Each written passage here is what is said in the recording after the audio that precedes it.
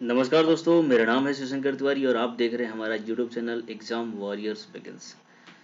जैसा कि आपको पता है कि पद्म पुरस्कार 2022 की घोषणा की जा चुकी है और हर साल जो पद्म पुरस्कार है वो 26 जनवरी के परेड पर इसकी घोषणा की जाती है और आगे आने वाले मंथ में इन पद्म पुरस्कारों को दिया जाता है। तो 2022 के पद्म पुरस्कारों की घोषणा हो चुकी है और ये जो पद्म पुरस्कार है वो 3 क्षेत्रों में दिया जाता है, जैसे कि पद्म विभूषण, पद्म भूषण और पद्म श्री। तो उन सभी की लिस्ट हम यहाँ पर लेकर के आए हैं, जो कि आपके आने वाले सभी एग्जामों में से कहीं यहाँ पर से एक प्रश्न जरूर पूछा जाता है। इसलिए इस टॉपिक को आपको क्लियर करना बहुत ही ज़रूरी है। यहाँ से आपको 1 नंबर जरूर आपके एग्ज़ाम में मिलेगा। इस सेक्शन में हम आपको सबसे पहले थ्योरी कराएंगे, जिसमें आपको सारी जो डिटेल्स हैं पद्म पुरस्कारों को लेकर के, साथ में 2022 में किसको किसको ये पद्म पुरस्कार मिले हैं, वो सारी चीज़ें हम बताएंगे। इसके अलावा लास्ट में एमसीक्यू सेक्शन भी होगा, जिससे आपको कुछ क्वेश्चंस मिलेंगे जहां पर आप चेकआउट कर पाएंगे कि आप कितने चीज़ों को समझ पाए हैं या जान पाए हैं। तो चलिए शुरुआत करते हैं आज इन चीज़ों को। तो इसके पहले मैं बता दूं कि आप हमारे चैनल पे फॉलो करिए। इसके अलावा टेलीग्राम पे मुझे ज्वाइन करिए, जहां पर मैं इस वीडियो की जो भी पीडीएफ है मैं प्रोवाइड करा दूंगा। साथ में मुझे आप ट्विटर पे भी फॉलो कर सकते हैं। वीडियो अगर आपको अच्छा लगता है तो आप इसे लाइक करिए, अपने फ्रेंड के साथ शेयर करिए। था चैनल को अभी तक सब्सक्राइब नहीं किया है तो ज़रूर आप इसे सब्सक्राइब करिए, क्योंकि जितने भी जीके से रिलेटेड जो अपडेट्स होते हैं वो यहाँ पर आपको प्रोवाइड करा दिए जाते हैं। तो चलिए शुरुआत करते हैं आज के अपने सेक्शन को। पद्म पुरस्कार 2022 में इससे रिलेटेड कुछ बातें इंपॉर्टेंट हैं जो आपको जान लेनी चाहिए, क्योंकि वो इससे संबंधित चीज़ें हैं जो आपके एग्जाम में ज़रूर पूछा ही जाता है। तो सबसे पहले आपको जानना चाहिए कि पद्म पुरस्कार भारत के सर्वोच्च नागरिक पुरस्कारों में से एक है। यह पुरस्कार कला, समाज सेवा, विज्ञान, उद्योग, चिकित्सा, साहित्य, खेलकूद के क्षेत्र में विशेष योगदान प्रदान करने वाले लोगों को दिया जाता है। इसके अलावा आपको पता होना चाहिए कि पद्म पुरस्कार की जो शुरुआत है वो 1954 में हुई थी और इसके बाद हर गणतंत्र दिवस पर इसे दिया जाता है। आपको पता होना चाहिए कि जो पद्म पुरस्कार, जैसे कि आपको पता है कि हर साल दिया जाता है, लेकिन कुछ कुछ साल ऐसे हैं जिसमें पद्म पुरस्कारों को नहीं दिया गया था। वो साल हैं 1978, 1979, 1993 और 1997। ठीक है, यहाँ पर एक मिस्टेक हो गया है, आप इसे करेक्ट करेंगे, ये 1997 में होना चाहिए। ठीक है, तो ये 4 सालों में पद्म पुरस्कार नहीं दिए गए थे किसी कारणवश। ठीक है, तो आपको ये ध्यान में रखना है, क्योंकि कई बार पेपर में पूछा जाता है कि इस साल कौन से साल में पद्म पुरस्कार नहीं दिए गए थे। ठीक है, आगे देखते हैं। आगे अगर देखें तो आपको बता दूं कि यहाँ पर भारत सरकार जो है वो 3 प्रकार के पद्म पुरस्कारों की घोषणा करती है, जिसमें पद्म विभूषण, पद्म भूषण और पद्म श्री होता है। पद्म पुरस्कारों में अगर 2022 की बात करें तो 2022 में कुल 128 पुरस्कारों की घोषणा की गई है, जिसमें पद्म विभूषण 4 लोगों को दिया गया है, पद्म भूषण 17 लोगों को दिया गया है और पद्म श्री जो है वो 107 लोगों को दिया गया है। इस तरीके से ये टोटल 128 जो लोग हैं उन्हें पद्म पुरस्कार दिए गए हैं। आपको पद्म पुरस्कारों से जो एम्बल्स होते हैं उसके बारे में पूछा जाता है, तो आपको पता होना चाहिए कि जो भी पद्म पुरस्कार होते हैं उसके ऊपर में पद्म लिखा होता है और नीचे में जो पुरस्कार है उसका नाम। जैसे ये विभूषण है तो भूषण लिखा रहेगा, ये वाला भूषण है तो इसमें भूषण रहेगा और यहाँ पे श्री लिखा रहता है। तो इस तरीके से पद्म पुरस्कार दिए जाते हैं। आपको एक चीज और जाननी चाहिए कि पद्म पुरस्कारों में आपको ये सिर्फ एम्बल दिया जाता है और इसके अलावा शॉल दिया जाता है। बाकी इसमें कोई भी धन राशि आपको नहीं दी जाती है। ठीक है, 2022 में किसी को भी भारत रत्न से सम्मानित नहीं किया गया है। एक चीज आपको समझना चाहिए कि भारत का जो सर्वोच्च नागरिक सम्मान है वो भारत रत्न है। ठीक है, और उसके बाद जो दूसरा सर्वोच्च नागरिक सम्मान होता है वो पद्म विभूषण होता है, तीसरा पद्म भूषण होता है और चौथा पद्म श्री होता है। तो जैसा कि भारत रत्न जो है वो सर्वोच्च नागरिक सम्मान है, तो इसे इस साल नहीं दिया गया है, पिछले साल भी इसे नहीं दिया गया था। ठीक है, वर्ष 2022 में पद्म पुरस्कार की जो विजेता हैं उनमें से 34 महिलाएं हैं, 10 लोग विदेशी प्रवासी भारतीय हैं और 13 लोगों को मरणोपरांत इसमें प्रदान किया गया है। हालांकि जो पद्म पुरस्कार है वो मरणोपरांत नहीं दिए जाते हैं, लेकिन कुछ विशेष परिस्थितियों में और किसी खास व्यक्ति जिसका योगदान हमारे देश के लिए काफी अच्छा रहा है, तो ऐसे लोगों को मरणोपरांत भी पद्म पुरस्कार दिए जाते हैं। तो ये नंबर्स आप जरूर याद रखें कि 2022 में 34 महिलाओं को पद्म पुरस्कार दिए गए थे और 10 विदेशी ऐसे प्रवासी विदेशी भारतीय हैं जिनको पद्म पुरस्कार दिए गए हैं। आगे देखते हैं, आगे जो पद्म विभूषण की बात करते हैं कि पद्म विभूषण अभी जो 4 लोगों को दिए गए हैं वो कौन कौन लोग हैं।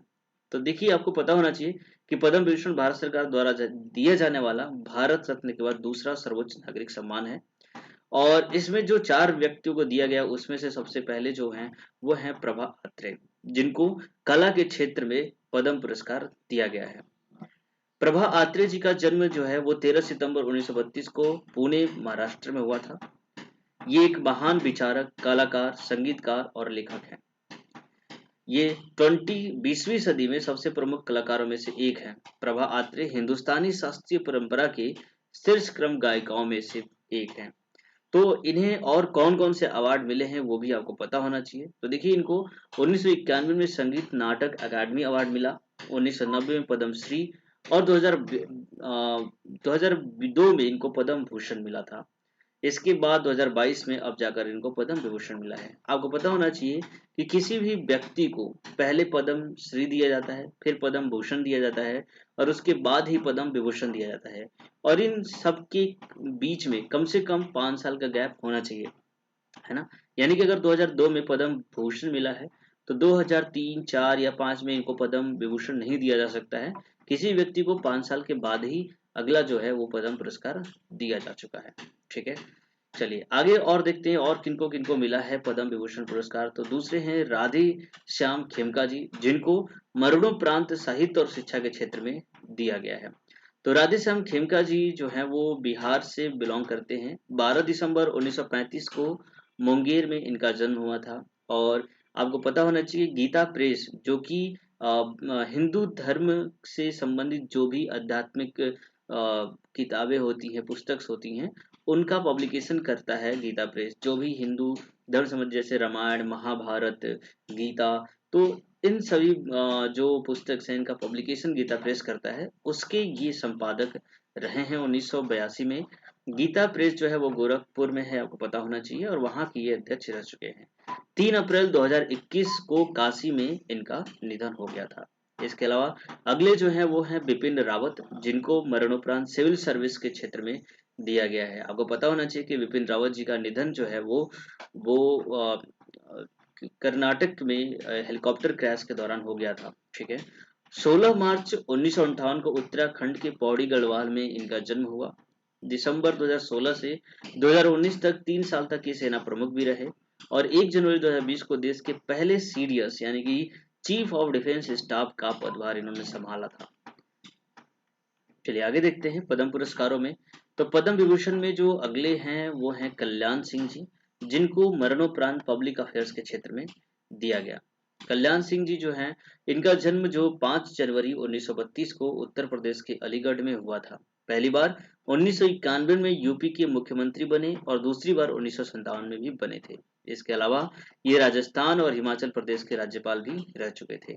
21 अगस्त 2021 को इनका निधन हो गया और इनसे जो रिलेटेड जो सबसे इम्पोर्टेंट जो घटना घटी थी वो थी बाबरी मस्जिद विध्वंस, जो कि इन्हीं के कार्यकाल में घटी थी और इस चीज की नैतिक जिम्मेदारी लेते हुए इन्होंने अपने पद से इस्तीफा दे दिया था। तो चलिए, पद्म विभूषण पुरस्कारों के बाद आता है पद्म भूषण पुरस्कार और पद्म भूषण पुरस्कारों की बात करें तो ये भारत में दिया जाने वाला तीसरा सबसे बड़ा नागरिक सम्मान है।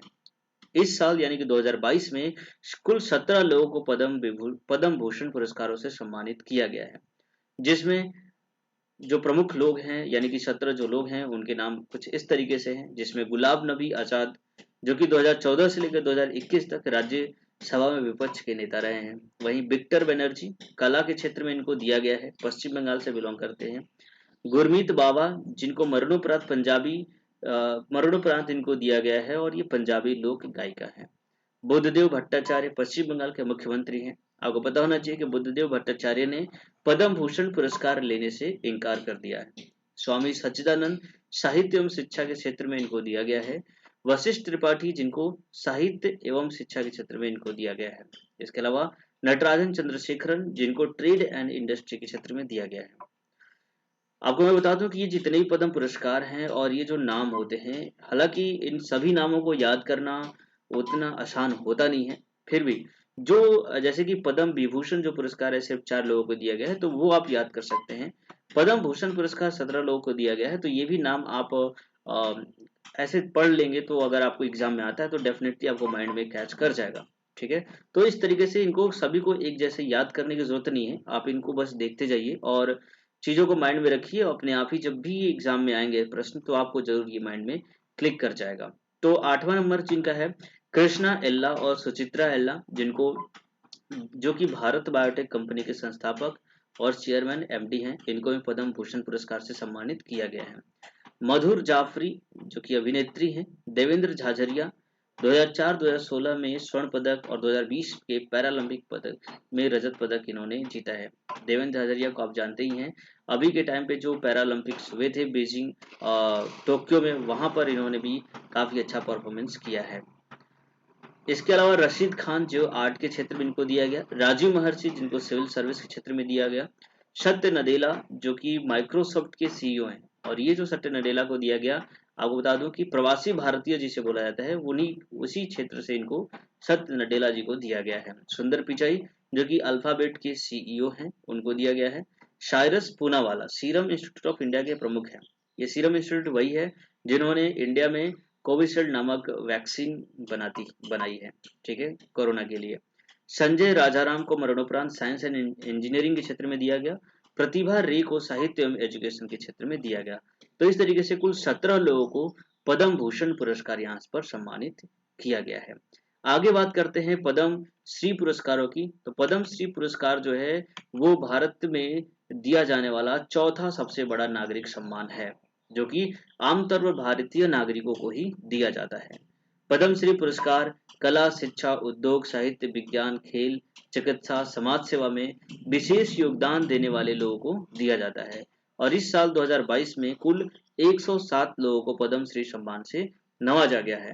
तो यहाँ पर हम कुल 107 लोगों की जो लिस्ट है वो आपको नहीं देने वाले हैं, क्योंकि 107 लोगों को याद रखना काफी मुश्किल होता है। तो मैं यहाँ पर सिर्फ उन्हीं लोगों को लेकर के आया हूँ जो काफी ज्यादा इम्पोर्टेंट है, जो एग्जाम में आ सकते हैं। तो सबसे पहले हम देखते हैं कि खेल के क्षेत्र में किस किस को पद्मश्री पुरस्कार दिया गया है। तो इसमें है सुमित अंतिल जो कि इंडियन पैरालंपिक में जैवलिन थ्रोवर हैं, ठीक है। इस बार जो टोक्यो ओलंपिक हुआ इसमें सुमित अंतिल ने गोल्ड मेडल हासिल किया था और इस वजह से इनको यहाँ पर पद्मश्री पुरस्कार दिया गया है। इसके अलावा प्रमोद भगत जो कि इंडियन पैरा बैडमिंटन प्लेयर हैं और इन्होंने भी टोक्यो पैरालंपिक में गोल्ड मेडल जीता था। नीरज चोपड़ा जो कि जैवलिन थ्रोवर हैं, जिनको गोल्डन बॉय के नाम से जाना जाता है, और इस साल टोक्यो ओलंपिक में इन्होंने भी इन्होंने भी ओलंपिक में एकमात्र ऐसे प्लेयर रहे जिन्होंने गोल्ड मेडल भारत को दिलाया था। चौथे हैं शंकर मेनन चुंडालिया जो कि कलारीपेट्टू स्वदेशी मार्ट आर्ट फॉर्म के प्लेयर हैं। आगे देखते हैं, आगे कुछ और प्लेयर्स के नेम देखते हैं, जैसे कि फैजल अली डार जो कि जम्मू कश्मीर से बिलोंग करते हैं और वहां के पूर्व अंतर्राष्ट्रीय मार्शल आर्ट चैंपियन रह चुके हैं। वंदना कटारिया जो कि महिला हॉकी खिलाड़ी हैं। अवनी लेखरा जिनका नाम अपने काफी चर्चे में रहा था अभी, ये पहली ऐसी महिला बनी है जो कि एक ही पैरालंपिक में 2 मेडल जीतने वाली महिला बनी है। ये निशानेबाजी करती हैं।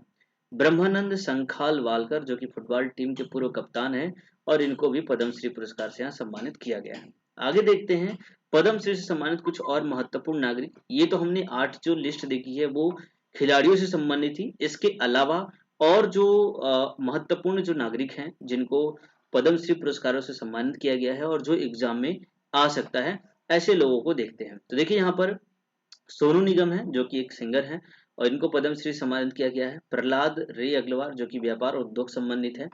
टी सेनकाव एवं साहित्य और शिक्षा के क्षेत्र में इनको दिया गया। जेके बजाज साहित्य और शिक्षा के क्षेत्र में दिया गया। राम साहेब पांडे कला के क्षेत्र में दिया गया जो कि मध्य प्रदेश से बिलोंग करते हैं। नजमा अख्तर को साहित्य और शिक्षा के क्षेत्र में यहाँ पर दिया गया है। तो इस तरीके से ये लिस्ट कंप्लीट होती है और जो भी इम्पोर्टेंट लोग थे उन सबको मैंने बता दिया है। चलिए कुछ अब महत्वपूर्ण प्रश्न है इस पद्म पुरस्कारों से संबंधित, तो उसको हम लोग यहाँ पे करने की कोशिश करते हैं। आप इन प्रश्नों के जो भी आंसर हैं जरूर मुझे कमेंट में करें। देखिए, वर्ष 2022 में कुल कितने लोगों को पद्म पुरस्कार यहाँ पर देने की घोषणा की गई है। तो आपको पता होगा कि वर्ष 2022 की बात करें तो कुल पद्म पुरस्कार 128 लोगों को देने की घोषणा की गई है। तो इस तरीके से जो भी प्रश्न है मैं यहाँ पर आपको शो करता हूँ, उनके आंसर आप मुझे जरूर कमेंट बॉक्स में करिएगा। तो यहाँ पे दूसरा जो प्रश्न है, वर्ष 2022 में कितने व्यक्तियों को पद्म विभूषण से सम्मानित किया गया है? 4, 8, 10 और 17। इसका आंसर आप मुझे कमेंट में करिए। अगला प्रश्न है, भारत सरकार द्वारा पहली बार पद्म पुरस्कार कब दिया गया था? तो 1950, 1960, 1954 और 1974। अगला प्रश्न यहाँ पर दिया गया है, भारत का दूसरा सबसे बड़ा नागरिक सम्मान कौन सा है? पद्म भूषण, पद्म विभूषण, पद्म श्री, पद्म रत्न, भारत रत्न। ठीक है। अगला है, वर्ष 2022 में पद्म भूषण कितने नागरिकों को दिया गया है? तो 15 लोगों को, 12 लोगों को, 16 या फिर 17 लोगों को दिया गया है। अगला प्रश्न है, वर्ष 2022 में कितनी महिलाओं को पद्म पुरस्कार दिए गए? 36, 38, 45। ठीक है। तो ये सारे प्रश्न हैं, कुल 6 प्रश्नों को मैंने यहाँ पे दिया है। अब आपको बताना है कि कितने महिलाओं को यहाँ पे पद्म पुरस्कार दिए गए थे। तो इस तरीके से इन सभी प्रश्नों के उत्तर आप जरूर मुझे कमेंट में करिए, और जिस भी स्टूडेंट का सबसे ज्यादा सही क्वेश्चन यहाँ पे आंसर आएंगे, उनका नाम जरूर मैं अगले आने वाले लिस्ट में बताऊंगा। ठीक है। तो इस तरीके से ये पूरी वीडियो कंप्लीट होती है। उम्मीद करता हूँ कि वीडियो आपको बहुत ही पसंद आया होगा और ये काफ़ी नॉलेजफुल रही है आपके एग्जाम के लिए।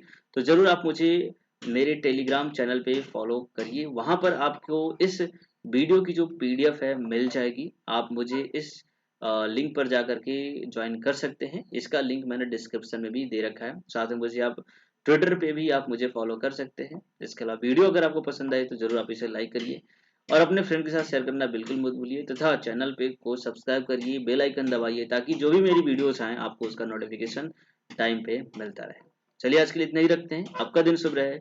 जय हिंद, जय भारत।